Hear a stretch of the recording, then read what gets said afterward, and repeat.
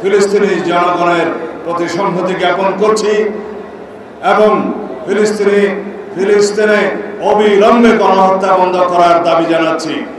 যারা গণহত্যার শিকার হয়েছে তাদের সাথে যারা উপস্থিতে যে সমস্ত শিশু, বৃদ্ধ এবং মহিলারা বিভিন্নভাবে তারা মৃত্যুর শিকার হয়েছে তারাও গণহত্যার মধ্যে গুনতে হবে।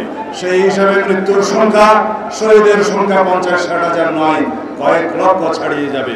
তাই বন্ধুগণ, আমরা বলতে চাই বাংলাদেশের ইতিহাস, বাংলাদেশ জাতীয়তাবাদী দলের নেতৃত্বে শহীদ রাষ্ট্রপতি জিয়াউর রহমানের নেতৃত্বে ফিলিস্তিনি জনগণের পাশে দাঁড়ানোর ইতিহাস।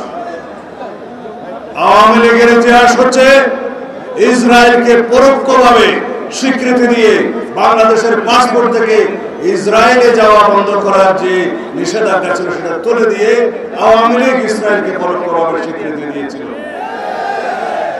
আওয়ামী লীগ ইসরায়েল থেকে আড়ি পাতার যন্ত্র কিনে এদেশের রাজনৈতিক কর্মী সহ সামাজিক কর্মী, মানবাধিকার কর্মীদের জনগণের বিরুদ্ধে আড়ি পাতার যন্ত্র কিনে তারা যে নির্যাতন নিপীড়নের সূচনা করেছে তার সাথে ইসরায়েল জড়িত, ইসরায়েলের সাথে আওয়ামী লীগ জড়িত। আমরা তার তীব্র নিন্দা এবং ধিক্কার জানাই। আমি আর বেশি বক্তব্য দেব না।